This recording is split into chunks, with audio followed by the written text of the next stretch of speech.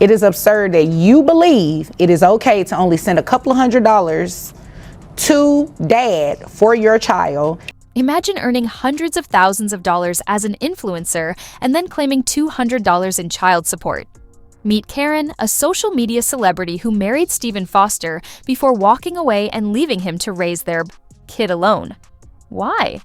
Because she was too busy partying to impact the most important person in her life, her own child.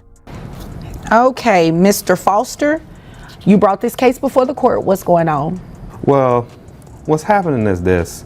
She's out and she's partying, she's having fun, she's doing all this stuff like all on social media. Stephen was simply a regular man who got sucked into the glitzy, party-filled world of Instagram. That's how he discovered Karen. As her biggest admirer, he stalked her every post, captivated by her lifestyle. He fell hard, so hard that he eventually ended up with her. It seemed like a dream come true until she broke him in the worst way conceivable. Social media. She's a social media influencer. I met her because I'm one of her super fans. Oh, yeah. This is cute. How it happened was that we, since I'm a super fan, I'm kind of following her around, see what she's doing. Karen noticed Stephen following her every move, and she caught up on the signs he was conveying. He entered her world as a professional chef, proposing to cater one of her parties. That night, sparks flared, and what had begun as a casual encounter rapidly evolved into something more.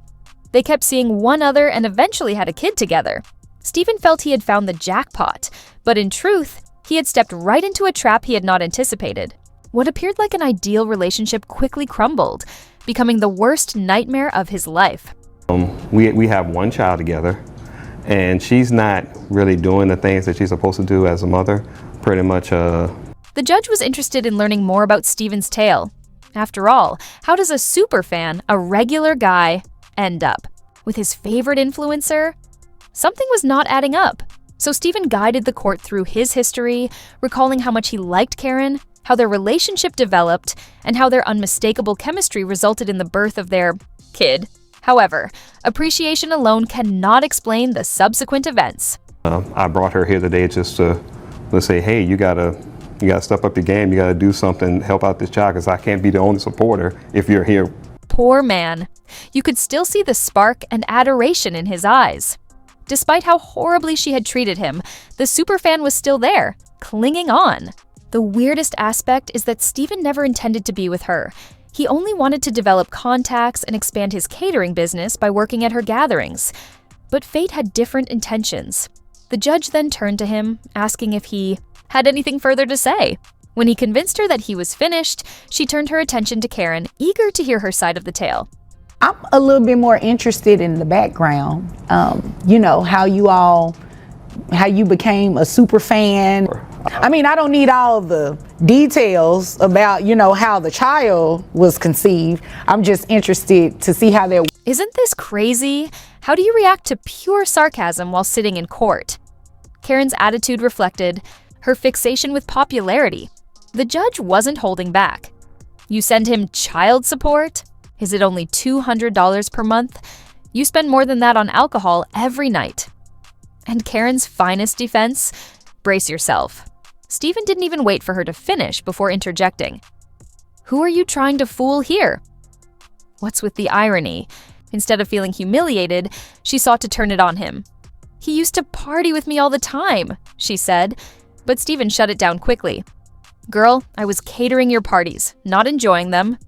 Mic, drop. Type of guy, like I always post all my stuff, letting people know this is what I do, like all my catering stuff and all that.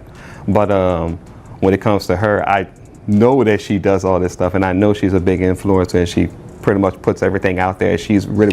Karen tried to employ the oldest excuse in the book.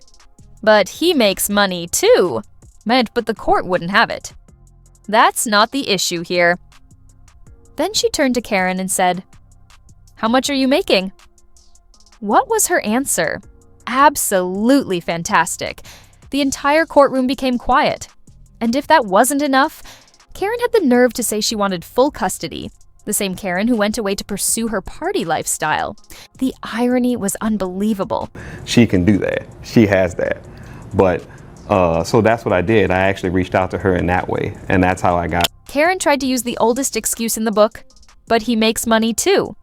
The judge shut it down immediately. That's not the issue here. She then turned to Karen and said, "How much are you making?" How did she respond? Absolutely shocking. The entire courtroom went quiet. But what about the actual kicker? Karen had the audacity to want full custody, the same Karen who abandoned her child to pursue the party life. What's with the irony? Unbelievable. More of my influence out there so I can actually start catering and partying to all, catering to all these parties. All right, and so you want her to pay child support? Yes. All right, and you said the child is on Medicaid, Yes. correct? Okay. All right, is there anything else you want me to know before I move? As a result, Medicaid took an additional 9% of her total income. And the judge? They couldn't resist a little sarcasm. "I'm sure one of your followers can help you find cheaper medical insurance." The courtroom erupted with laughter. But Karen? Yeah, she was not amused. That's everything for today. Don't forget to like and subscribe.